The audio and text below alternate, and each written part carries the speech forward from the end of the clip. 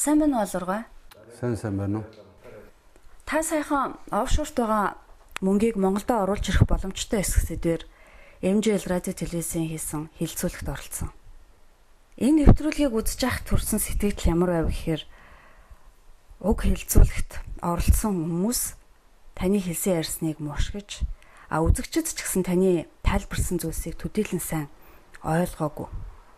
Ер нь таныг бол өнөөгийн үүсэт байгаа асуудлуудтай тэмцэх нь буруу гэж байгаа юм байна гэж ойлгосон. Тэгээ энэ байдлаас гарах гарц байхгүй гэж байгаа юм байна гэж ер нь ташаа ойлгоцгоосон. Энэ нь яг тэр нэвтрүүлгийн явцад зарим хүмүүсийн бичсэн сөрөг сэтгэлдээс тодорхой харагдсан л да. Тэр хилцүүлэгт оролцох хэвээр боловсрол мэдлэгийн түвшин өөр байсан. Тиймээс бол тэр гурван хүн өөрсдийнхөө түвшинд байр суурь, төрөлжлөө хамгаалаад тэгээ ер нь маш болгочлж асуудалд хандсан. Ийм учраас бол тухайн сэдвээ задлж ярьсангүй харамсалтай.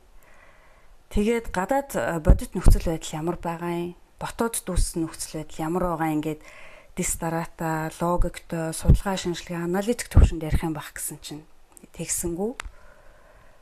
Тэр би бол чухал хилцүүлэг болох юм байна гэж одоо хүсэж хүлээж байсан хүний хувьд бол ийм харамсалтай байлаа гэж одоо тэмдэглээ хэлмээр санагдсан л та.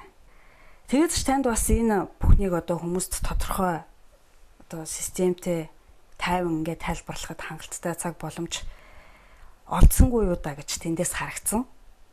Учир нь энэ бол ерөөсөө угаасаа маш өргөн үрэг хамарсан нарийн эдрэгтэй асуудал учраас хэдхэн минутанд багтаахад хэцүү нь ойлгомжтой. Ийм учраас энэ удаагийнхаа ярилцлагыг үзэгч сонсогчдод зориулаад таны хэлсэн зүйлсийг системтэй тодорхой ойлгуулах үүднээс дараах асуултаар эхлэе гэж бодож байна. За. Нэгдүгээр асуулт. Та нэвтрүүлгийн эхэнд ингэж хэлсэн. Энэ ардчил гэдэг чинь хамгийн гол зорилго нь санхүүгийн лувр юм байна гэж хэлсэн. Тэгээд та цааш нь ингэж тайлбарлсан. Тэр санхүүгийн лувраа хийхийн тулд энэ ардчил гэдэг чинь дэглэм тогтоодгоо. Түүгээрээ нөгөө үл үзэгдэх гартай одоо ийм зүйлийг оруулж ирэхийн тулд юм байна гэдгийг би санхүүч эдийн засагчийн 2 дахь мэргэжил эзэмсэн цагаас хойш одоо маш сайн ойлгож одоо 20 хэдэн жилийн турш судалгаа хийж байна. Одоо та бүхэн хэний гар Монголын хармаанд шургаж байгааг харж байгаа үсттэй гэж хүртэл та хэлсэн, тийм ээ? Тэгээд цаашаа хэлэхдээ манай хүмүүст үүнийг гүнзгий ойлгохгүй байгаа маш олон янзын учир шалтгаан байна. За тэрэн дотор бол хэл мэдэхгүй, боловсрол мэдлэг нэмгэн гэх мэтээсээ болоод ер нь асуудлыг маш их хэлбэрчилж ойлгоод байгаа. Тэрүүгээрээ энэ асуудлыг шал өөр өнцгөөс боломжгүй байдлаар яриад, боломжгүй зорилго тавиад яваад байна. Гэхдээ гэд та бүр тодруулж байгаа. Энэ боломжгүй гэдэг чинь бол тэр боломжгүй гэдгийг тайлбарлаж шүү дээ, тийм. Ер нь бол Монголын ард түмэн бид нар маш хэмжээний мөнгө төгрөгөө гадныханд алдсан байгаа.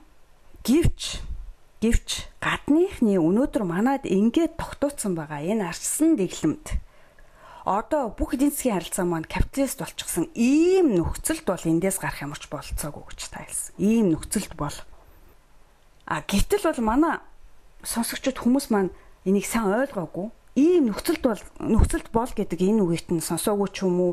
Ер нь эхнээсээ буруу ойлгоцгоогоод ингээд сэтгэлдлүүд, сөрөг сэтгэлдлүүд ингээд урсч харагдчихсан л та. Иймээс та тэр хэлсэн үгээ одоо тайван энд дэлгэрүүлэн тайлбарлаж өгнө үү?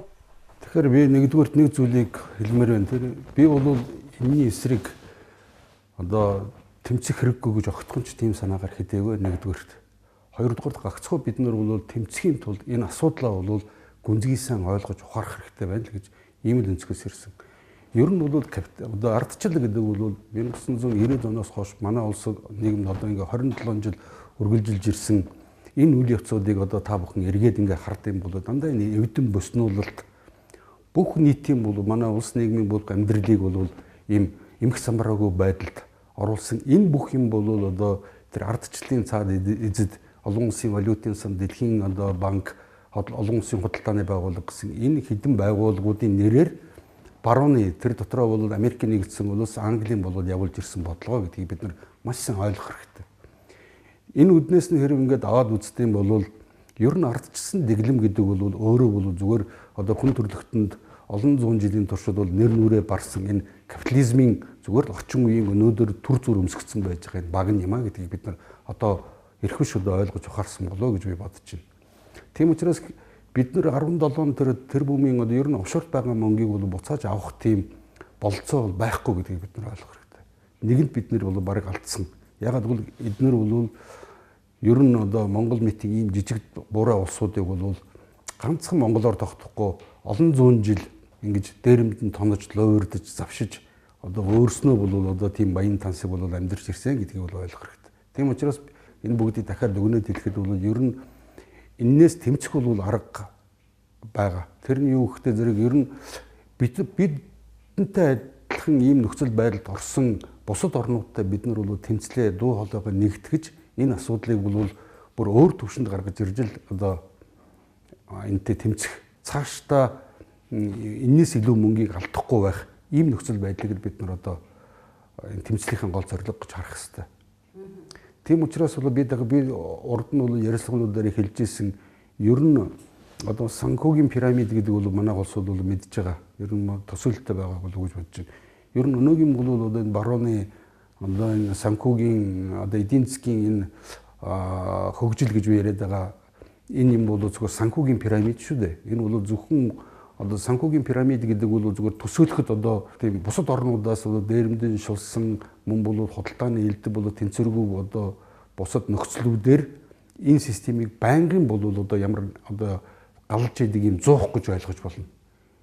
Тийм учраас бол Монголын бол одоо Монголоос гарсан зөвхөн энэ 17 тэрбум долларын асуудал биш. Ер нь 90 оноос хойш манай бүх бол энэ нөхөн үйлдвэрийн системүүдийг эвдэн боснуулсан манай улсын энэ төгрөгийг Америк доллартай уйдсан байна гэдэг чинь энэний цаад эдийн засгийн санаа болгохтой зэрэг чинь хэрэг бид нар төгрөгтэй байдаг юм бол тэр хэмжээгээр бол нөгөө талд шулуулж байх ийм бол механизмыг нэгэнд хийгээд 27 жил болж байна л гэдгийг бид нар авах хэрэгтэй.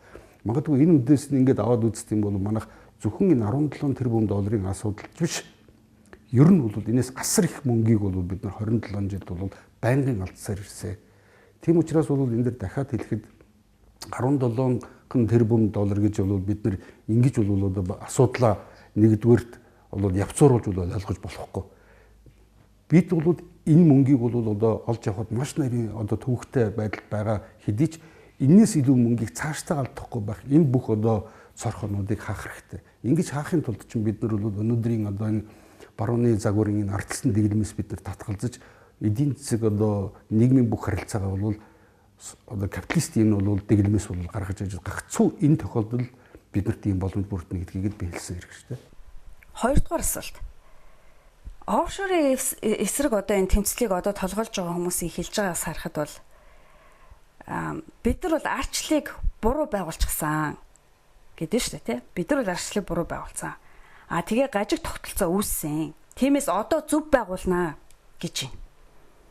Энэ арчил гихч зөв байгуулагдах боломжтой юм уу? Та хариулж өгөөч. Үгүй яалаа гэж. Энэ бол өстой жинхэнэ ирээ царайгүй бол хотлоо ярьж байгаа. Нэг бол тэд нэр одоо асуудлаа бол ойлгохгүй байгаа. Эсвэл бол тэд нэр зориудаар бол одоо Монголын ард түмэн ер нь бол Монгол улсын одоо эсрэг ийм л үг яри тарааж байгаа гэж ингэж ойлгож болно.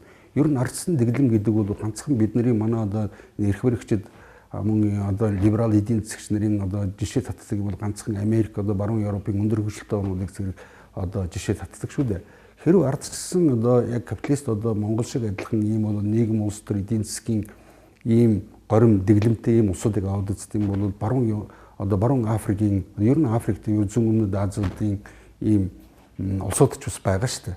Яг ийм л одоо замаар бол бид нарт явж байна. Тийм учраас бол бид нар барууны загварын ардчилтай одоо нийгэм эдийн засгийн бол энэ капиталист загвартай байсан цагт бол бид нар хизээч энэ гүн гүнзгий колоничлоос гарах боломжгүй гэдгийг хэлэх гэж байна. Энэ ардчил гэдэг юмд итгэхийг хүсэж байна. Тэгээ ардчил гэдэг бол имийг нэгдүгээрт бол би ингэж харж байна. Ер нь ардчилтыг бол ямар нэгэн байдлаар ингээд хамгаалаад хаацалаад байгаа улс бол нэгдүгээр 27 жил бол энэ улсаа төрөө ард түмнээ бол ядууралд хүргэсэн мөн энэ сүрлийн өмнө бол авъятсан энэ нөхцөл байдлын хариуцлагаас цутгах гэсэн ядарсан арга багхгүй юу. Ер нь ардчлалыг бол бид нэр ялангуяа барууны загварын юм ардчлалыг бол одоо байгуулсан бүх улсууд яг манайх шиг ийм л байдлаар явсан. Өөр бол одоо дэлхийн одоо энэ бөмбөрцөг дээр ийм ардчлалыг байгуулсан мөртлөө өшөө баян тансаг бол байж байгаа ийм улсууд бол одоо байхгүй. Гэвч энэтэй холбогдвол манайхны одоо чинь санаанд нэг юм орж ирэх байхад одоо Сингапур, одоо Өмнөд Солонгос, Хонконг, одоо Тайван гэсэн энэ хэдхэн улсууд эдний чинь зориудын байгуулсан биднийг бол одоо тэднийг харуулж одоо хошгоруулах гэсэн зориудын бол төслийн улсууд байгаа юм. Эднэр дээр бол одоо ингээд харахад одоо нэг өнөөдөр бол Монголоос бол жоохон илүү ийм нөхцөл байдал байгаа хэдий ч эднэр бол ямар нэгэн бол бодит эдийн засгийн суурин дээр бол суйрлаагүй. Эднийг бол зориудаар бол барууны орнууд эднийг технологиор, мөнгө төгрөгөөр одоо бусад одоо худалдааны аятай бол ийм нөхцлүүдээр зориудын одоо байгуулсан ийм улсуудаа гэж ойлгох хэрэгтэй. Тийм учраас бол бүх улсуудад энэ ердөөс огтхон ч хамаагүй юм. Одоо өнөөдөр бол зүгээр Сингапурыг аваад Сингапурын бол ерөнхий сайдл гэж бид нар сонссон болохоос Сингапурын төрийн тэргүүнүүд нь одоо хүртэл бол Британий хатан хаан байгаа шүү дээ. Тэ? Мөн Японыг аваад үзье гэж 1945 оноос хойш Япон Америкийн нэгдсэн улсад эзлэгдсэн одоо 100 хэдэн цэргийн баазтай одоо Окинава дээр нэгтэл одоо чинь 50 гаруй мянган цэргийн албан хаагч одоо байнгын байрладаг Японы улс төр эдийн засгийн бүх асуудлыг бол одоо чинь Америк мэдж одоо зохицуулж удирдах явж ирсэн. Япон бол үндсэндээ өнөөдрийн байдлаар Америкийн бол бүрэн одоо хараат улс шүү дээ. Вассал улс гэж ярьдаг тийм. Тийм учраас бол ердөөсөө бидний одоо чинь хуучин пост одоо энэ коммунист одоо социалист байсан энэ улсуудад бол яг тэднэр шиг болох ямар ч нөхцөл байхгүй. Ягаад гэвэл бидний одоо тэр улс нийгмийг нураахын тулд чинь зориудаар биднийг хуурахын тулд, хошгоруулахын тулд тэр улсуудыг зориуд төслөөр байгуулсан ийм одоо тэр одоо баян тансаг амьдралыг ийм бол зөвхөн шилний одоо цаадах ийм дүр зураг шүү дээ. 27 жил болоход ардчлалаас ямар нэгэн байдлаар тэд нар гэрэл гэгээтэй ч юм уу те айтайхан юм олж харсан болоод хамгаалаад байна уу? Ер нь бол 27 жилийн туршид бол мэдээж бол Монголын ард түмний одоо 100% бүгдээрээ ядуурсан юм биш. Мэдээж энэ бол гадаадын дэглэмийг бол одоо ашиглаад тэдний гар хөл болсон улсууд үлэмжих хэмжээний бол ийм хөрөнгө өмчийг бол өөрснөө ямар нэгэн одоо бусад хууль бус аргаар бол завшсан, ловирдсан, хулгайлсан байгааг бол бид нар бүгдээрээ харуулж байгаа. Тэр улсууд бол энийг бол одоо цаашаа эцсийн хүртэл энийг хамгаална гэдгийг бид нар ойлгож байгаа хэрэгтэй. 3 дугаар асуулт. Офшорын эсрэг тэмцлийг толгойлж байгаа Бачлун баялагтай. Энэ офшор 27 жилийн гажуудлын одоо энэ хорт хавдрын үндэс ээ. Бид үүнийг шидэж чадах юм бол Монголын төрийн голомтыг цэвэрлж чаднаа гэж байгаа. Энэ үгэнд ямар нэг логик байхгүй байна л та үнэндээ. Яагаад логик байхгүй байна вэ гэхээр нэгдүгээрт офшор бол ерөөсөө энэ 3 дахь орнуудыг цөлмөн дээрэмддэг бүхэл том цогц системийн зөвхөн нэг арга хэрэгсэн. Тэгэхээр бол офшор 27 жилийн энэ гажуудлын үндэс байж бол яагаад ч чадахгүй. Хоёрдугаарт тэд нар хэлэхдээ болохоор бид офшорыг л шийдчих юм бол Монголын төрийн голомтыг цэвэрлжинэ гэж байгаа. Тэгэхээр ч эндээс нэг ийм асуулт, зарчмын асуулт урган гарч ирж байгаа. Бид тэгвэл энийг жагсаал хийгээд шаардлага өргүүлээл тэгээд хэсэг хүмүүс ажлын хэсэгт нь орж суух төдийхнөр шийдэж чадах юм уу гэдэг. Та үүнийг одоо уг нь бол өөрийнхөө нийтлэлүүд, ярилцлагууд дээр товч тодорхойгоор хэлдэг штеп. Ер нь альва зүйлийн сүүдэртэй тэмцээд ерөөсөө үр дүнд хүрэхгүй. Эн чинь бол тусгалнаа, сүүдэрнэ, үр дагаварнаа. Та энийг одоо цааш нь дэлгэрүүлж тайлбарлаж хэлж өгөхгүй. Тийм. Тэгэхээр бол энэ улсуудын үнэхээр дээр ярьж байгаа юм бол харамсалтай. Манайд 27 жил өнгөрөөд бидний нүдэн дээр, бидний амьдрал дээр бол өрнөд байгаа юмны цаад утга учирыг бол одоо хүртэл учраа олоогүй явж байгаа гэдэг бол үнэхээр харамсалтай. Энэ улсууд бол одоо би улс төрч гэхээс зөвхөн улс төрийн бол одоо аргаар амьдрдаг ямар нэгэн эцсийн үрд одоо чинь зориг бол тавьдаг. Зөвхөн энэ үйл явцаар нь ашиглаж өөрийнх нь хувийн одоо бусад янз бүрийн одоо асуудлыг шийдэж явах гэсэн ийм нэг хэсэг тийм залтай улсуудын нэг л байгаа юм.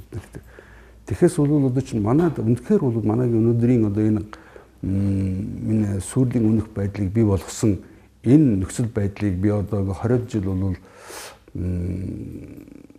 судалгаа хийсэн хүний хувьд нэг л дүгнэлт хэлэх бай. Энэ одоогийн манайд бол тогтооцсон байж байгаа улс төр нийгмийн ардчсан дэглэм санхүү эдийн засаг дээр байж байгаа энэ капиталист харилцаа бол харилцаа нь одоо биднийг өнөөгийн яг ийм байдал гарцаагүй хүргэх гагцхүү өөрөө тийм зорилготой систем байхгүй энэ. Тийм учраас бид нар энэ системээс бол гарч байж үнэхээр бол социалист чиг баримжаатай хүний төлөө, Монгол хүний төлөө энэ бол үндэсний улсаа бид нар иргэд байгуулах хэрэгтэй. Одоо үндсэндээ манай улсыг ингээд одоо төрийн байгууламж, нийгмийн байгууламж, эдийн засаг бусад юмар наваад үздэг юм бол энэ чинь корпоратив ус болох ч байна шүү дээ. Корпоратив ус. Корпоратив ус гэдэг чинь ердөөсөө бүх одоо манай залуучуудад одоо ажил олдохгүй байна гэдэг бол тэд нар эдийн засгийн субъект биш болохын хувьд бол энэ системд одоо энэ системийн гадна гарцсан усуд байхгүй гадна гарцсан. Энэ систем бол өөрөө бол ердөөсөө бүхэл бүтэн нэг улсын бол одоо ард түмэн битгэл бүхэл бүтэн бол төв одоо бүс нутгийн бол ард түмнүүдийг өөрийнх нь бол тэр капиталист системээсээ бол гадагш шахаж гаргадаг. Тэднийг бол одоо хүч өргөдөж одоо мөхөхөөс өөр аргагүй байдлаар түлхдэг ийм бол өрөмөц юм систем шүү дээ. Капиталист системд хүн ажиллахын тулд чинь заавал шулуулах хэрэгтэй. Заавал шулуулах хэрэгтэй. Тийм учраас бол хэрвээ ямар нэгэн эдийн засгийн бол одоо субъект гэдэг чинь шулуулна гэдэг утгаар нь би ярьж байна. Ийм систем бол орохгүй өөрийнх нь энэ системийг мөн дэлхий дээр боож байгаа бол бусад одоо чинь түүхийд байгалийн нөөц баялаг хомсдохын хэрэг чинь дэлхийн ихэнх улсууд чинь тэр системийн гадна гарчиж байгаа байхгүй гадна. Тэр улсуудад өрдөөс өнөөдөр одоо ингээд нүүбийн хэмжээнд ч ярьж байна, олон улсын байгууллагын хэмжээнд ч ярьж байна. Ер нь хүмүүс одоо хоногтоо $2 хүрэхгүй ийм орлогорт амьдарч байгаа тэр бүм гаруй хүмүүс байна шүү дээ.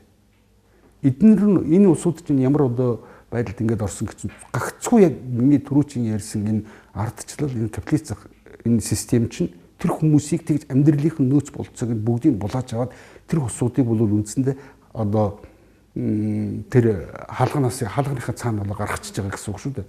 Тэр улсуудыг тэгээд амьдралыг нь золиостой тэр улсуудыг амьдралаас шахаад гаргацсан гэсэн үг байхгүй юу? Дөрөвдүгээр асуулт. За Бачлангой бүр тэр байтугай ингэж яриад байгаа юм. Энэ офшорт мөнгө гаргасан явдал ерөөсөө долларын хашиг өсгсөн шалтгаан. За тэгээ бүр цааш нь ингэж хэлсэн л те нэг ярилцсан дээрээ. Офшорт гаргасан энэ мөнгө нь Монголынхоо эдийн засагт байж исэн бол манай валютын санд байж исэн бол долларын хаш өсөхгүй байх байсан гэж яриад байгаа. Та одоо санхүүж эдийн засагч хүн байна. Энэ долларын хаш өссөн шалтгаан одоо бодит байдал дээр чухам юу юм бэ бид нарт тайлбарлаж өгөхгүй юу? Ер нь бол долларын хаш гэдэг бол 1992 онд Монголд одоо хоёр шатлалтай төв банкны тогтолцоо тогтоосон. Ер нь хоёр шатлалтай төв банкны тогтолцоо гэдэг бол цэвэр одоо яг энэ капиталист системд өөрт нь бол одоо тохирсон яг ийм систем юм байна. Өөрийнх нь бодож олсон, өөрийнх нь бусад орнуудад хэрэгжүүлдэг ийм төсөл гэж ойлгож болно. Хоёр шатлалтай. Тэр нь бол одоо хамгийн дээр нь бол төв банк байж, тэгээд төв банкыг бол тойрсон арилжааны банкуд гэсэн ийм бол хувийн банкнууд. Эднэр болохдоо зэрэг бол үндсэндээ яг Монголын одоо эдийн засгаас бүх санхүүгийн боломж капиталуудыг гадна урсгахад бол чиглэсэн ийм байгууллага шүү дээ. Өнөөдөр бол төв банк бол Монгол банк бол Монголын төлөө Монгол улсын Монголын үндэсний банк биш гэдгийг бид нар ойлгох хэрэгтэй. Энэ бол олон улсын валютын сангийн мөн холбооны нөөцийн сангийн зүгээр Монголд байрлаж байгаа салбар нь төдий байхгүй. Өнөөдрийн тэдний явуулж байгаа одоо төв банкны явуулаад 27 жилийн туршид явуулаад ирсэн энэ бодлого нь зөвхөн валют солидог ийм томхон ченжийн одоо мухлаг гэж ойлгож байна. Тэгэхээр тэднэр бол одоо чинь Монгол улсын эдийн засгийг бол санхүү зээлээр бол одоо чинь хангах энэ эдийн засгийн өсөлтийг дэмжихийн бодлогыг огт явуулдаг. Ер нь бол ямар нэгэн одоо эдийн засаг хөгжихийн тулд чинь заавал тэрний хамгийн гол цусны эргэлтийг маш хурдтай, цусны эргэлт нь хангалттай байх хэрэгтэй. Мөнгөний нийлүүлэлт хангалттай байх хэрэгтэй. Агцгүй энийг бол нөгөө инфляц үүсгэдэг гэдэг ийм одоо зүгээр тийм шалтгаар ийм бол буруу байдлаар ингэж ойлгуулсан. Энүүгээр бол Монголын эдийн засгийг байнгын 27 жилийн туршид одоо мөнгөний гачигдалт бол мөнгөний үнэхээр бол ийм онцгой бол гачигдалт бариад ирлээ шүү дээ. Одоо өнөөдрийн Монголын эдийн засгийг хүмүүс мэдж байгаа маш их давж ярсан урд өмнөх 90 оноос өмнө байд юм бол манай бүх нөхөн үйлдвэрүүд байхгүй болсон хөдөө аж ахуй бол үндснээ газар тариалан бол сүрэлтийн байдалд байж байна. Энэ бүх юм чинь бол маш олон гүнзгий асуудал бол их өргөн гүнзгий гэдгийг бид нар ойлгох хэрэгтэй. Ер нь бол зарим нэгэн улсууд бол зөвхөн өөрийнх нь амьдралын юмар бол одоо чинь асуудалд хандж байгаа нь үнэхээр харамсалтай харагддаг л да. Тэр юугтээ зэрэг зөвхөн тэр хүн бол одоо ганцаараа өнөөдөртөө өнөө маргааштай маш ойрын хугацаанд тэрний амьдрал одоо болоод байгаа мэт боловч дунд буюу одоо урт хугацаанд болохоор зөвхөн тэр хүний амьдрал дээр зогсохгүй манай улс үндэстэнд гарцаагүй мөхөл гарцаагүй энэний бол одоо эцсийн одоо юу гэдгийг цэгнэ гэдэг юм бол манай үндэстэн улсынхаа хувьд бол үндэснийхээ хувьд бол үндсэндээ мөх ийм аюулын дунд өмнө бид нар зогсож байна л да. Тэгээд манай төл засгийнхын жишээлбэл эдийн засгийг содонгоруулна ингэн гэх тийм хөтөлбөрүүд гаргаж ирж ярьдаг ш. Одоо эдийн засгаа хумхгүй, дэлгэн, хумын энэ гэх. Тэгэхээр одоо тэд нар бол бүгд хийсвэр. Бүх юмнууд ер нь бол тэд нар дандаа ингээд одоо солонгоруулна гэдэг чинь бол англи бол diversification гэж байгаа. Ер нь бол тэр чинь олон болоод одоо тулгууртай гэж ярьдаг байсан одоо бол бүр солонгоруулна. Энэ бол цэвэр бол тэдний олон улсын валютын сангаас бол одоо томьёолж өгсөн энэ үгийг л одоо точиг давтаад байгаа болохоос манай одоо эрх баригчид эдийн засгчид энэ 27 жилийн дотор бол үндэсний гэсэн өөрснөө бол ямар нэгэн арга замын тухай ердөөсөө бодож яваагүй учраас үнэхээр тэдний одоо бодох чадвараа бүрэн алдсан нь харагдаж байна л да. Тэд нар бол одоо олон улсын валютын сан, Дэлхийн банк, Дэлхийн худалдааны байгууллага аман бол одоо энэ Вашингтоны бол зааврыг биелүүлж байгаагаа ажил хийж гин гэж боддог. Тэдний даалгаврыг Монгол улсад хэрэгжүүлчихэд тэдэрт буцаж бол нэлтгдгийгээ эдгээр ажил хийж гин гэж бодож яваад байгаа. Ийм бол хэрхэвч байж болохгүй. За 5 дугаар асуулт. Манай зарим тэмцэгчид даашилтан дотор хэлээ л да тэмцэгчид гэдгээ. Асуудлаа өөрсдөө ойлгоогүй нэгдүгээрт. Тэгээд цаашлаад бол ард түмэндээ дутуу ойлгуулад яваад байгаа.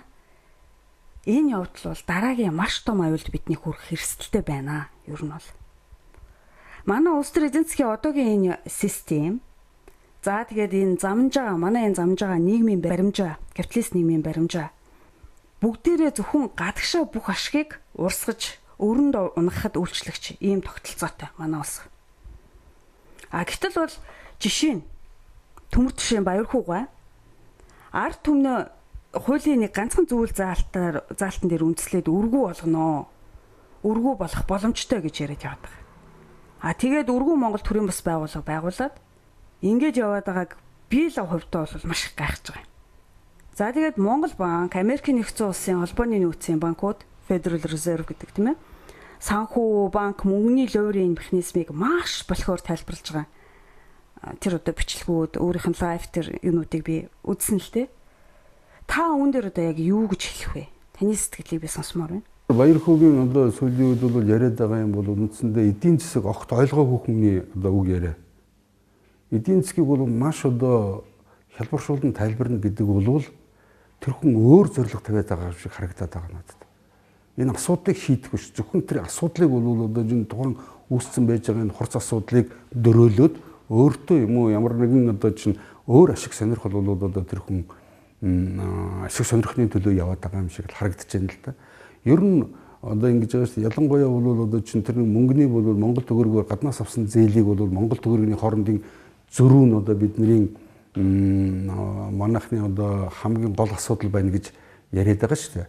Тэр огт тийм биш.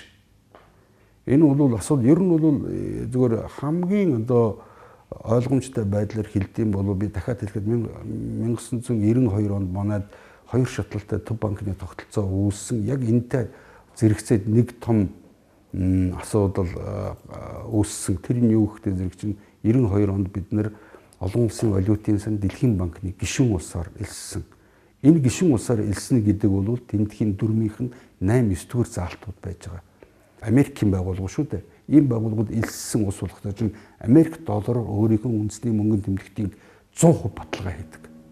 Нэг үгээр хэлдэм бол бидний одоо манай улсын эдийн засагт бол мөнгө капиталын ийм шаардлага байхад бид нар заавал гаднаас бол мөнгө зээлж авч байжж тэрэнд бол мөнгөний нийлүүлэлт хийдэг ийм бол одоо дэглэм рүү орцсон байгаа гэдгийг бид нар ойлгох хэрэгтэй. 6 дугаар асуулт. За ер нь бол ингээд гадаад дотоод бодит нөхцөл байдал ямар байгаа талаар ийм үнэн бодит наривчлсан өргөн судалгаа байхгүйгээр тэгээд энэ асуудлынхаа цаад үнцийг ярихгүйгээр ер нь үүнд хандж байгаагийн аливаа асуудал хандж байгаагийн нэг тод жишээ бол жишээлбэл ард түмний онц зөвлөл гэж өөрсдөө нэрлсэн. Атуус энэ офшор руу гарсан мөнгийг бол буцааж оруулж ирэх шанстай боломжтой юм байна гэсэн тийм хоосон хүлээлтийг нийгэмд бий болгоод байгаа явдал. За нэмээд хэлэхэд яагаад энэ хүмүүс чухам яагаад энэ гадагшаа офшорт алдагдсан энэ мөнгийг л олж ирээ тэгээд өрөө даръя гэж ингэж тэмцээд байгаа юм болоо гэж бодогдтыг. Яагаад мөнгө олж авахын төлөө л тэмцэх тийм сэтгүүг арт түмэнд улам хүчтэй болгоод байна ер нь. Ер нь бид нар хизээ нэг юмыг ойлгох юм бол энэ бидний явж байгаа нарсан тогтолцоо гэдэг маань цаашаа үргэлжлэх юм бол цаашдаа ч гэсэн асар их үр бий болно гэдгийг яагаад энэ хүмүүс ерөөсөө ярихгүй байгаа юм болоо. Энэ арчил гээд ингээд бид нарт 27 жил ингээд ухуулаад яваадсэн энэ бүхэн бол урдаас зориуд бэлдсэн чухам яг одоогийн энэ үр дүнд энэ байж байгаа үр дүнд хүрэхээр бодож хийсэн зориудын ажиллагаа гэдгийг та уг нь үргэлж ярьж бичиж одоо нийтэлж ирсэн дээ. Тэгэхээр одоо таны үгийг дахиад сонсомоор байна. Тийм, яг үнэ. Ер нь бол одоо чинь өнөөдрийн бид нар одоо чинь офшороо гарсан тэр мөнгө бол үнэхээр Монголын ард түмний Монгол улсын ер нь манай улсын бол хууль ёсны бол хөрөнгө капитал байхгүй. Тэгэхээр тэднийг бол гаргана гэдэг бол ганцхан Монголд биш юм. Дэлхийн бүх улсуудаас гаргаад одоо офшор банкнууд бүсүүдэд нийтдээ $11 их $80 бол төвлөрчөөд байгаа гэж одоо шинжээчнэр үзэж штэ. Энэ бүх мөнгнүүд бол дэлхийн одоо бусад улсуудыг бүгднгийн шулж одоо ловердж гаргасан энэ мөнгө. Энэ мөнгнүүд чинь зөвхөн тэрэндээ одоо ингээд нэххээр нь гаргаад өгч тийм шиг тэрний дансан дээр нь одоо банкныхын сейфэнд нь хэвтэж идэг мөнгө биш ээ. Энэ бүх мөнгнүүд чинь Америк нь одоо энэ барууны эдийн засгийг шууд хөрөнгө оруулалт болоод тэр мөнгнүүд чинь одоо барууны одоо бүх энэ хэрэглэгээ одоо бүх төр өндөр технологи болоод одоо хувирцсан ингээ явж байгаа мөнгө байхгүй. Хэрэг тэр мөнгийг одоо монголчууд тэр авдгийн болоод дэлхийн бусад бүх улсууд яг Монголын замаар өөр өөрийнхөөс улсуудаа гаргасан энэ мөнгийг нэх ийм бол одоо асуудал үүсэх учраас тэд нар Монголд хизээч энэ мөнгийг өгөхгүй баггүй юу? Тэмцэх нь буруу гэж байгаа юм биш. Энэ бол заавал тэмцэх ёстой. Энийг бид нар өөр төвшөнд өөр арга замаар энэ асуудлыг тавих хэрэгтэй. Гэхдээ би бол энийг бол одоо яг өнөөдөр ингийн тэгнэ гэж бол хэлмээргүй байна. Гэхдээ мэдээж ийм арганууд бий. Энэ аргыг тавих тэр бол нөхцөл байдал нь болох гэж бид нар нэглээд бол ардчсан энэ бол одоо дэглэмээс бид нар татгалзах хэрэгтэй.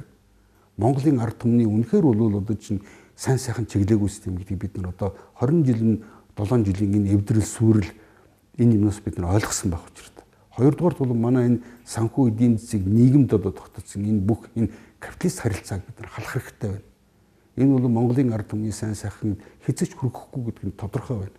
Аман энэ хугацаанд одоо бидний одоо сүүлийн үед яригадаад байгаа энэ офшорт гаргасан мөнгө гэдэг бол Монгол улсын бол алдсан тэднэрт бол ловердуулсан шулуулсан энэ мөнгнүүдийг өчүүхэн баг хэсэг нь байхгүй.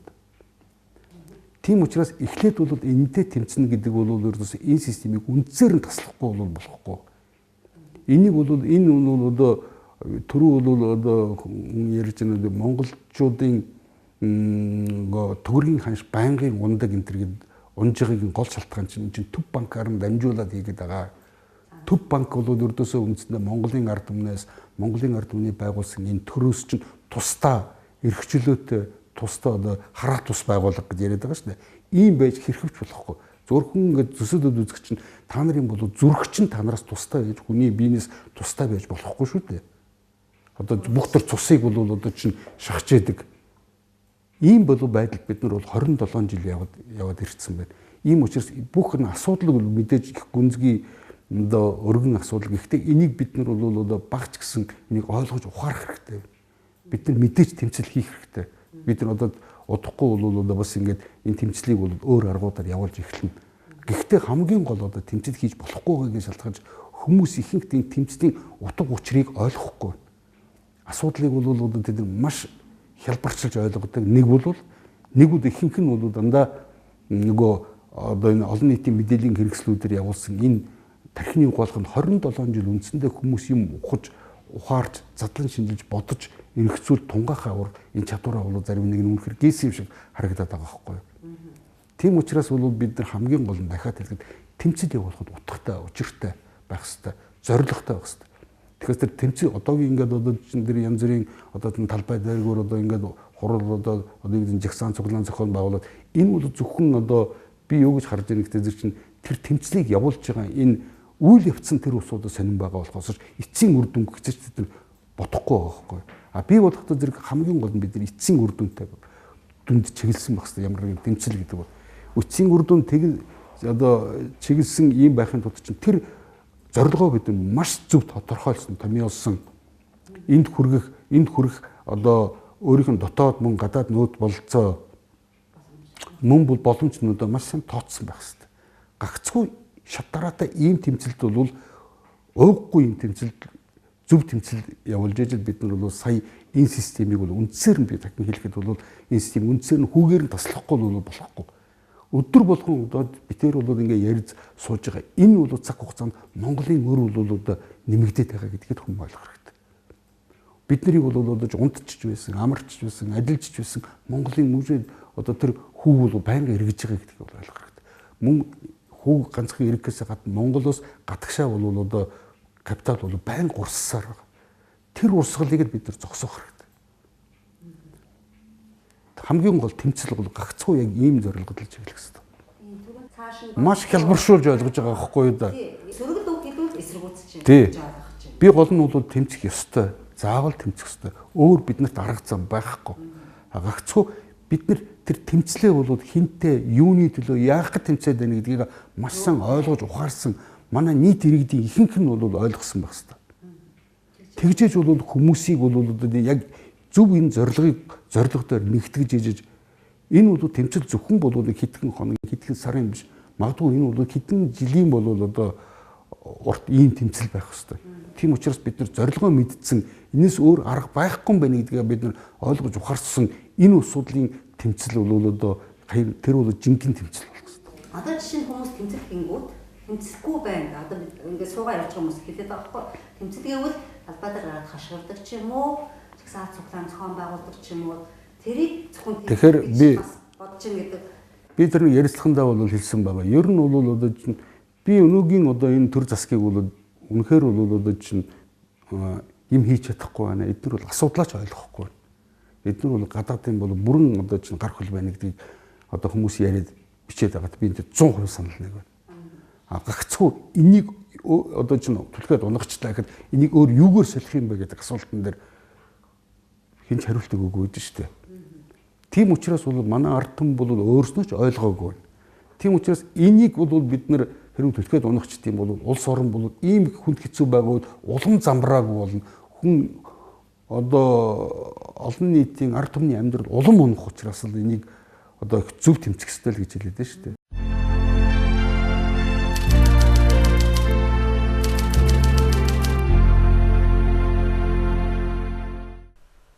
Долдугаар асуулт. За офшорын эсрэг тэмцэгч Атус Нүүбийн конвенцийг их ярьж байна. За тэгээд тэд нар ингэж хэрвээ төр засаг энийг шалгахгүй бол бид нар ГАГ дахь олон улсын эрүүгийн шүүхт ханднаа. Английн Америкийн нэгдсэн улсын шүүхт ханднаа гэж хэвлэлийн байгуурал дээр ярьцгаагаад. Хууль гэж юу вэ? Үүний бодит мөн чанар юу вэ? Хэн хууль захиалж байна? Хоёр стандартаар яаж хэний эрх ашигт үйлчлдэг тухай ер нь та товч хэлж өгнө үү? Ер нь бид нар барууныханд найдаж өрнө болох уу? Найдаад, итгээ, зөвлөгөө аваад одоо 27 жил яваад бид нар чухам юунд хүрсэн бэ гэдгийг эргэж харах хэрэгтэй байх тийм үү? Гарцаагүй. Ер нь бол монголчууд, Монголын ард түмэн бол Европ хүнийтэй ойртоод тэднэртэй бол ямар нэгэн харьцаанд ороод үндсэндээ 100 жил болж байна.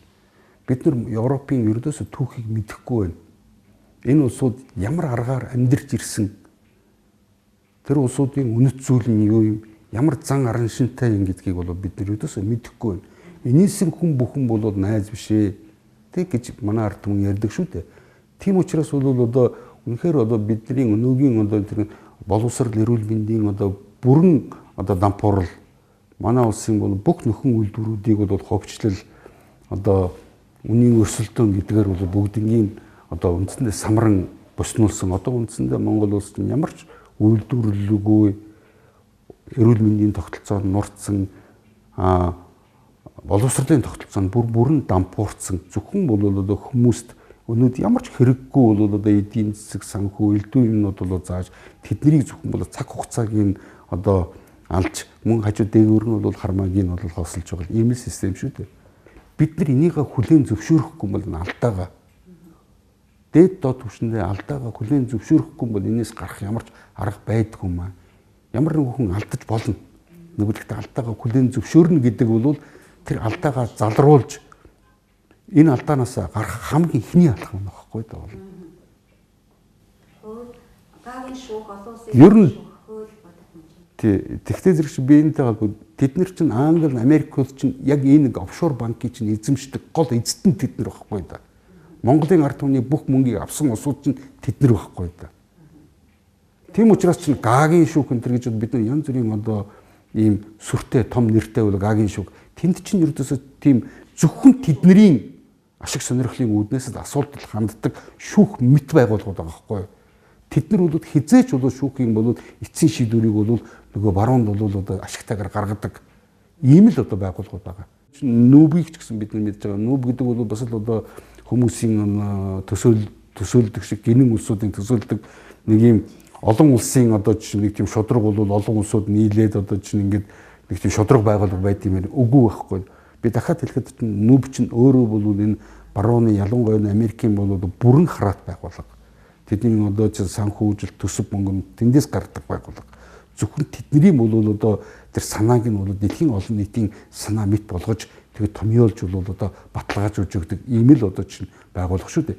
Тийм ч учраас бол энийг сүүлийн үед бол том дэлхийн том улс төрчид эдийн засагч нар одоо ер нь бол энэ шинжээч нар бол нүүбийг бол маш дөрвтэй өөрчлөх хэрэгтэй байна. Нүүлгэрийн шилжүүлэх өөрчлөх. Тэр чинь яагаад Америкт байрлаад байна гэдэг бол би урдлынхаа бол ярилцлаганд хийсэн учраас бол би дахин давтмааргүй байна л да. 8 дугаар асуулт. За манай зарим эмэгтэйчүүд одоо Швейцар явж офшорчдын одоо мөнгийг буруу замаар орж ирсэн эсхийг шалгуулж гин гэж байгаа. За бас сошиал сүлжээнд ингэж хэлцгээж байна. Швейцар улс хууль тогтоомжоо өөрчлөөд одоо энэ орчин үед бохир мөнгийг офшор банкудтай хадгалахаа болоод байгаа гэсэн тийм утгатай зүйлс бичиж байна сошиал сүлжээнд. Фэйсбүүкт. Уг нь та энэ Швейцарын тухай хилцүүлэг дээр хэлсэн. Уг нь бол маш ойлгомжтой хэлсэн шүү дээ. Хамгийн гол зүйлийг бас та хэлж өгсөн уг нь бол энэ офшор данстай улс төрчдийг илчлэх ажиллагааны цаана хэн байгаа вэ? Энийний цаана барууны том капитализм шигчд байна. Энэ бүх зүйл чинь бол тэдэнд үйлчилж байна. Тэд нар ийм зориудын юм хийгээд байна гэдгийг уг нь та хэлсэн. Үүнийгээ та одоо дахиж сайн тодруулж хэлж өгөхгүй юу? Тий. Ер нь тэгтээ зэрэг чи бид нар нэг юмыг маш зөв ойлгох хэрэгтэй. Тэр юу хтээс чинь баруун дандаа хоёр нүрэ гаргадаг. Им ярихдаа дандаа далд арын санаатай ярьдаг гэдгийг бид нар маш сайн ойлгох хэрэгтэй. Тийм учраас энэ офшортой бол тэмцээгээд одоо энэ нүүбэр олон улсын байгууллагууд гараад байна гэдэг чинь бол өөрийнхөө офшорын эзэдийн байгууллага гэдгийг нэгдүгээр тойлгоно. Хоёрдугаар тэд нар өөрийнхөө тэр офшор эзэмшдэг улсуудтай тэмцэнэ гэсэн санаа огт биш. Харин дэлхийн олон улс төмнүүдийн бол офшорын эсрэг бол одоо энэ уур хилэн одоо энэ бүх энэ давлгааг ашиглаж тентхийн бол одоо чинь энэ авилах төшмлүүдийн офшорд авьяцсан мөнгийг ловирдох энэ арга хэрэгсэл болгох гэж. Өөрийн болгох энэ л арга байхгүй юу? Тий. Тэгвэл зэрэг чинь бол 1998 онд бол ийм офшор мөнгө угаахын эсрэг бол одоо ийм санхүүгийн ийм конвенц гэж ийм бол бичиг баримтуудыг бол одоо чинь нөгөө том хэдэн улс G8 улс баталсан байхгүй. Тэгээд тэрийг бол 2005 онд бол нүүбэр тэд нар янз бүрийн бол лоббигоор лоббидж жоод нүүбэр батлуулаад авсан. Тэрийг нь бол тэгэхээр англи нэрээр нь Financial Action Task Force for Money Laundering гэсэн ийм үг байхгүй юу? Энэ байгууллага чинь юу гэсэн үг вэ гэдэг чинь Панамын баримт бичиг гэдэг болбол бусад улс орнуудын одоо тэр мөнгийг ловирдох одоо зөвхөн офшорд байрлалцсан байж байгаа тэр мөнгүүдийг тэр эзэмшигчдээс нь тэр одоо авилгач төшмөдүүдээс нь ловирдох гэсэн энэ л арга байхгүй да. Тийм учраас бол одоо чинь баяр цогтын мөнгийг бол одоо тэд нэр хязгаарч өгөхгүй. Гагцгүй баяр цогтын мөнгийг бол хууль бус гарсан байна гэдэг энэ үндслийг манайхнаар өөрснөө нь гаргуулж авах гэдэг байгаа байхгүй да. Одоо юу гарах нь? Тий, гомдол гарах нь. Тий. Тэгээд тэрийг бол тэр бол одоо чинь тэр конвенцнуудыг ингээд судлаад үздэг юм бол тэр мөнгийг мөнгөө ловирдуулсан улс оронд нь буцааж өгнө гэсэн үг үсгэж байхгүй. Зүгээр л тэрийг бол дайчлаг хурааж явна л гэсэн байна. За 10 дугаар асуулт. Та энэ хэлцүүлэгтэр бас Ер нь манай улс офшортой тэмцэх хуультай болох тухай ийм хуультай болох ёстой гэж хэлсэн. Гэтэ тун цухас ярьсан цаг хугацааны боломж олдоогүй ер нь бол тийм ээ. Энэ талаар та бас тодруулж хэлж өгөөч. За тэгээд цаашлаад ер нь Монгол улс яг одоогийн арсан дэглэмтэй байгаа ийм нөхцөлд төр офшорын асуудлыг шалгаж шийдээд эдийн засгийн гэмт хэргийг илрүүлээд хариуцлага тооцох тийм бодит чадамжтай юу? Хин шалгах вэ? Яаж шалгах вэ? Ер нь энэ офшор данстай гэж байгаа энэ хитгэн нэр дурдсан хүмүүсээр энэ асуудал ер нь хязгаарлагдах юм уу? Энэ олон улсын практикт бодит байдал дээр ер нь эдийн засгийн гэмт хэрэгтэй тэмцэх нэрийн дор элдв дүр эсгсэн шалгалт хийдэг тийм бүтэц бүрэлдэхүүн үйл ажиллагаа олон улсын практикт бодит байдал дээр ямар байдаг тухай та ер нь өөрийн судалгаа мэдлэгээсээ хуваалцсан уу? Бидэнтэй хуваалцсан уу? Ер нь одоогийн байдлаар бол одоо ингээд ойрох орнуудад бол болж байгаа энэ одоо үйл явдлууд ер нь бол дэлхийн одоо чинь манай саяхан хажууд бол одоо чинь Хойд Солонгосын одоо тэр эргийн орчин болсон одоо энэ Америк нэгдсэн улсын тэнгисийн сонгоцнууд бол очлоо шүү дээ. Энэ бүхэн бол одоо геополитикийн, геодийн засгийн бол том тэмцлийн нэг зүгээр нэг үзэгдэл л гэж ойлгож болно. Ер нь хамгийн гол юм бол ердөөсөө бүх энэ ойрох орнуудад ч болж байгаа одоо тэр Оросын одоо эсрэг бол одоо эдийн засгийн хориг хэмжээ, Хятадын бол одоо эсрэг Америк нэгдсэн улсын зүгээс явуулж байгаа энэ бол зөвхөн долларыг өнөөгийн дэлхийн бол нөөцийн валют хэмээр цааш хадгалж үлдэх гэсэн энэ тэмцэл байгаа. Эцсийн бүтэц задлалт нь. Тийм учраас бол хамгийн гол нь одоо чинь БРИКС-ийн улсууд байж байгаа. Орос, Хятад хоёроор толгойлуулсан БРИКС-ийн мөн Бразил одоо чинь бусад одоо өмнөд Африкийн бүгд найрамдах улс гэсэн энийг 7 улс байж байгаа шүү дээ. Угаасаа. Мөн энийг бол мөн дагсан энэ дорнод Европын одоо улсууд байж байгаа. Мөн бол барууны ч гэсэн зарим улсууд бол одоо ингээд байж шүү дээ. Энэ бүхэн юмнууд чинь бол Америкийн одоо чинь энэ бүтэн энэ жанжилалд ороос гарья. Энэ долларын бол хамгийн гол нь тэр жанжилал нь доллараароо дамжиж биелэлээ олж идэг, доллартоо тулгуурлаж идэг учраас хамгийн гол нь долларынхоос нь гарыг гэсэн энэ санаа. Тийм учраас чинь Америк нэгдсэн улсууд одоо ойрох орнуудыг бол одоо чинь өөрийнх нь иргэшил бүрэн хяналтанд оруулах гэдэг ингээд Ирак, за Лив, одоогор бол Сир улсуудыг үндсэндээ төр засгийг устгах гэдэг ингээд тэмцээд нь шүү дээ. Энийний дараа болохтой зэрэг чинь дэлхийн одоо газрын тус байгалийнхын үлэмж их бол баялагийг тэнд байдаг учраас тэрийг гагцхуу доллараар худалдана гэсэн ийм нөхцөл дараа нь тавих гэдэг байгаа байхгүй юу? Гэхдээ зэрэг чинь одоо би зүйрлээд хэлдэм бол маш хэрэгтэй нэг одоо чинь дэлхийн одоо бүх усыг одоо өөрийн хяналтанд тэд нар оруулчлаа. Тэгээд тэр усаа гагцхуу Америкт доллараар худалдана гэсэн ийм нөхцөлийг дараа нь тавих гэдэг байгаа байхгүй юу? Тэгвэл зэрэг чинь дэлхийн улс орнуудад тэр усыг авч уухын тулд чинь Америк доллар гэдэг имийг заавал хэрэгэлдэг. Америк долларт Америк заавал нэг юм өгчөөж Америкээс тэр долларыг авчиж тэгээд дараа нь болох дээр ус авдаг. Яг энэ систем одоо энэ схем рүү шахах гээд байгаа ийм оролдлогууд л байгаа байхгүй. Гэвч тэрийг бол одоо чинь өөрөөр имийг нэрлэхдээ зэрэг чинь асуудлын гол бол нөгөө мөн чанар нь хүмүүст харагдхаа байчихж байгаа байхгүй. Одоо зүгээр Сирийн асуудал, Башар Асадын эсрэг асуудал юм шиг ингэж хүмүүст харагдаад байгаа болохоос яг жинхэнэ бодит нөгөө реал политикийн үдгэл энэ чинь бол долларын одоогийн дэлхийн нийтийн энэ жанжиллалыг цааш хадгалах гэсэн энэ арга л байхгүй. Тэ. Ардчлалын үнэт зүйлс авчиж буруу байгуулагдсан зүг болгох гэж явж байгаа хүмүүс долларын тухай ярихгүй байгаа байхгүй юу? Авчил доллар хоёроо. Тэгэхээр нэг юм байгаа шүү дээ. Ер нь бол энэ автобусынхны бол ярьж байгаа юм болохтой зэрэг зөвхөн одоо тэр одоо офшорт гарцсан энэ мөнгийг би бол дахиад хэлэхэд офшорт гаргасан мөнгөний бүрэн бий бол эсрэг байгаа тийм үү? Тэднэртэй тэмцэх ёстой. Энэ бол Монголын ард түмнээс логирдсан, хулгайлсан мөнгө гэдгийг хэлсэн. Гагцгүй тэр мөнгийг офшор банкндаа бол одоо энэ барууны англосаксон бол улсууд оруулаад тэрийг чинь аль хэдийн хэрэгэлцсэн байхгүй юу? Зөвхөн тэрэн дээр нь тим хүн тим хэмжээний мөнгө манайд бол байршуулсан гэсэн бичгэл байгаа болохоос мөнгө нь аль хэдийн эдгээр чинь идээд уугаа дууссан байхгүй байхгүй юу? Нэгдүгээрт. Хоёрдугаарт бол одоо чинь энэ одоо чинь Атосын энэ улсууд хизээч тэр офшор банкнд бол Монголын ард түмнээс тэрийг хулгайлаад авцсан энэ хулгай мөнгийг бол нуугаад байгаа Англи Америкийн тухай нэг үгсгэж ярихгүй байгаа байхгүй болно.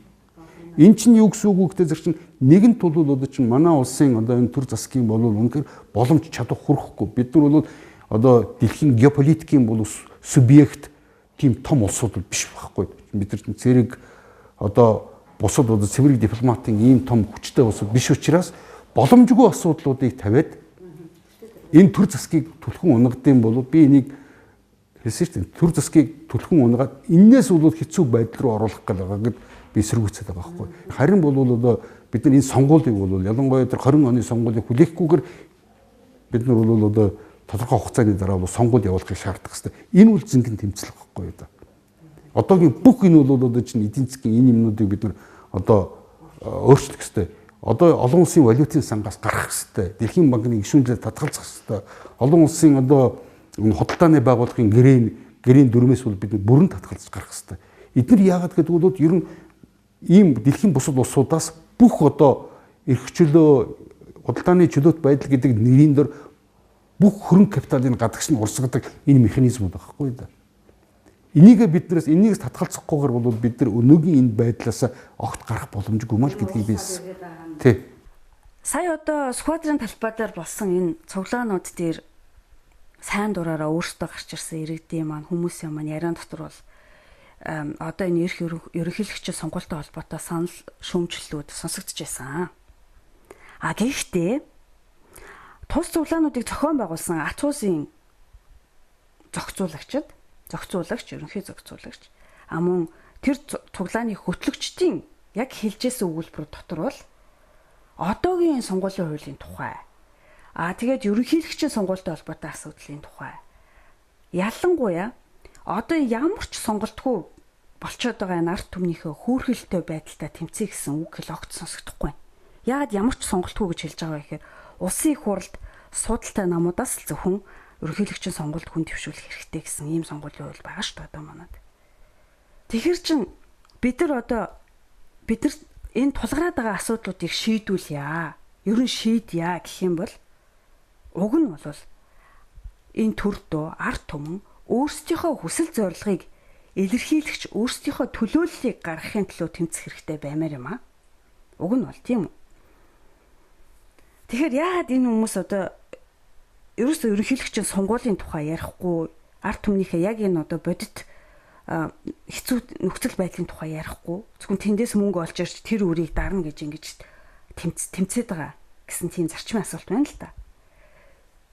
Ер нь бол энэ ерөнхийлөгчийн сонгуультай холбогдуулаад хэлэхэд бол таныг ерөнхийлөгчд нэр дэвшээсэй гэж байгаа хүмүүс бол цөөнгүй байна. Ер нь олон байна.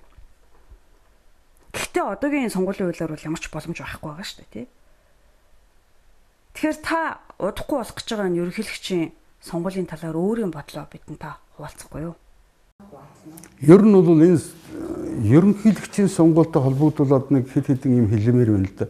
Ерөнхийлөгч гэдэг энэ үг нь та нар бодоо яг ардчлагч гэдэг үгтэй, ховчлагч гэдэг үгтэй ижилхэн ийм зохиомол юм байхгүй юу? Ерөнхийлөгч гэдэг нь. Тийм ердөөс тэгээ ялангуяа эн чинь яг манай улсад бол ерөнхийлөгчийн ийм бол төрийн одоо ийм байгууламжийг бий болгосон болохтой зэр чинь нөгөө би түрүүч хэлээд шүү дээ. Эний чинь нөгөө корпоратив улсад чинь дандаа ийм ерөнхийлөгчийн засаглал гэсэн ийм президент гэж байгаа. Тэр үгний чинь хамгийн гол нь одоо чинь тэр язгуурт нь резидент гэдэг үг яваад байгааз резидент гэдэг бол тухайн тэр улс оронд суулгасан одоо чинь тавиулгсан ийм санаа яваад байгааз тэр чинь тэгэхдээ зэрэг чинь Монгол улсын төрийг нийгмийг бүтэн эдгээр өөрийнх нь загварт оруулсан гэдгийг ойлгох хэрэгтэй байхгүй юу? Нэгдүгээр. Тэгээд 90-ад оны ихтер болохтой зэрэг чинь манай ард түмнүүдийн хурсан юу одоо нэгдүгээр алхам нь бол юу гэсэн чинь бүх нийтийн сонгуулиар л гарчдığım одоо сонгодог болчдığım бол сайн улсууд одоо гараад ирэх тийм боломжтой юм байна гэсэн нэг юм одоо худал мэхийг бол одоо хийсэн шүү дээ тэд нар. Дараа нь бол одоо тэрийг нь хүлээгээд авсныхын дараа зөвхөн сонгуулийн хуулиар нь дамжуулаад сонгуулийн хуулийг чинь энэ олон ийм одоо мандаттай ийм жижиг бол тойргуудад хуваагаад тэр бол одоо гараа дамжуулаад зөвхөн мөнгөтэй усуудл сонгогдох ийм боломжтой болгоцсон байхгүй. Тэгээд 3 дугаар алхамд нь юу гэдэг зэрэг чинь үндсэндээ бол энэ улс төрийн намыг бол одоо яг Америкт байдаг нөгөө заан бүгд наримдах нам нь илжиг гэдэг тийм үү Америкчууд ардсан нам. Заан илжиг хоёрыгоос бол аль нэгийг сонгох гэсэн ийм бол шахалт одоо 3 дахь алхам гэж хэлж болно. Ийм байдлаар хүмүүс их шахчихад байгаа байхгүй. Өнөөгийн сонголт бол ердөөсөө ямар нэгэн сонгог боломжгүй одоо чинь хувилбаргүй сонголтууд байхгүй. Яг гэвэл би хэлээд байгаа шүү дээ. Ардсан нам бол барууны либерал ардчилсан нам. Ардын нам бол зүүнний либерал ардчилсан нам. Энэ хоёрын хоёулангийнх нь бол улс төрийн үзэл баримт нь бол барууны загварын ардчил гэдэг ийм дэглэмийг хоёулаа хүлээн зөвшөөрсөн. Нэгдүгээр, хоёрдугаарт бол нөгөө чөлөөт эдийн засаг гэдэг энэ бол үгийн чинь цаана бол үнэхээр энэ зэрлэг капитализмын энэ бол одоо чинь бүх харилцааг эдийн засгийнхаа суур болгоод авцсан юм байхгүй. Эдийн засгийнхаа номлол болгоод авцсан. Тийм учраас энэ хоёр намын дундаас бол одоо чинь Монгол улсын төлөө одоо тийм хүн гарч ирэх ер нь бол энүүгээр дамжуулаад зөвхөн ерөнхийлөгчийн засаглалаар дамжуулаад Монгол улсын өнөөгийн одоо чинь бүрэлдэхсэн байж байгаа энэ бол хүн дээдэртэй нөхцөл байдлыг засгалруулах ямар ч боломж байхгүй байхгүй. А 3 дугаар дулахтай зэрэг чинь мөн манай улсын үндсэн хуулинд бол байж байгаа шүү дээ. Монголын бол ямар ч хүн сонгох хэрэгтэй гэж. А гэвч тэрийг чинь дараа нь бол ерөнхийлөгчийн сонгуулийн хуулинд чинь зөвхөн парламентэд одоо суудалтай намуудаас гаргана гэд ингээд одоо чинь үндсэн хуулийн тэр заалтыг бол одоо зөрчсөн ийм бол актыг гаргачихж байгаа байхгүй юу? Тий. Тий. Тэгвэл зэрэг чинь эднэр бол зөвхөн өөртөө ашигтай юмыг л одоо чинь үлгэж авдаг. Зөвхөн өөртөө ашигтай асуудлуудыг л ярьдаг. Ийм бол одоо чинь хэсэг одоо чинь ийм их орон ард түмнээсээ урвсан ийм хүмүүс биш тийм бүлэглэл байгаа байхгүй юу? Энэ хоёрын зөвхөн бол амнаасаа гарч байгаа үг нь тэр донгодож байгаа одоо тэр сайхан үг хэлээр нь бид нар хууртаж болохгүй байхгүй юу? Би дахиад хэлэхэд энэ нь бол хоёулаа бол либерал намаа. Неолибералист одоо эдийн засгийн бодлогыг хэрэгжүүлдэг. Америк ч гэсэн мөн адилхан байгаа байхгүй. Одоо ардсан намаас нь ч хүн гарсан адилхан бүгд наримдах намаас нь Америкийн бодлого огт өөрчлөгддөг байхгүй. Яг тэр шиг өнөөдөр манай ардсан намаас нь гарсан адилхан, ардын намаас нь гарсан адилхан. Ягаад гэвэл энэ хоёр ч юм бол нэг юм нэг бүтэн одоо чинь цогц юмны хоёр зүгээр л одоо чинь яв байхгүй одоо чинь нөгөө манай хүн бол уран сайхны кинонд нөгөө байдаг те Евин одоо чинь тал Евин хайцсан гэдэг зэрэг чинь ингээд энэ байна гэдээ үзүүлдэг. Нөгөө тал нь байна гэсэн эргүүлээд ингээд биднийг бол Евиндээд ингээд 27 жил болцсон байхгүй. Аха. 3 нэр төвшигч тодорцсон. Дахиад хэлэхэд бол энэ үгдгийн сонгуул бол зүгээр л одоо чинь тухайн одоо үед нэг хэсэг одоо хүмүүсийн одоо юу гэдгийг анхаарлыг бол одоо чинь өөр юмд төвлөрүүлэх гэсэн хамгийн гол нь энэний хажуугаар чинь нөгөө саяхан олон улсын валютын сан одоо ялангуяа бол одоо манай хэдэн уул уурхайн гол одоо асуудлуудыг ингээд өөрчлөд байгааг та харж байгаа үст. Дандаа Монгол улсад ашиг одоо чинь Монгол улсаас бүх ашигт матуул гараад явцсан байж хат тэд нар чинь ердөөс Монголын банкар ордог. Энийг чинь бол сая бол үзэж байгаа юм шиг яриад байгаа байхгүй эднэр энэ чинь 25 жил бол ингээд яваад ирсэн байхгүй. Одоо бол одоо чинь ойлгож байгаа юм шиг ингэж хүмүүс яриад байгаа нь үнэхээр гайхалтай байгаа байхгүй да. Мэдчихсэн хүмүүс. Мэдхгүй байна гэж мэдээж бол нэг бол эднэр бол усан тэнэг нэг бол уран тэрслэгчтэй байхгүй да. Өөр гурав дахь зам байхгүй да.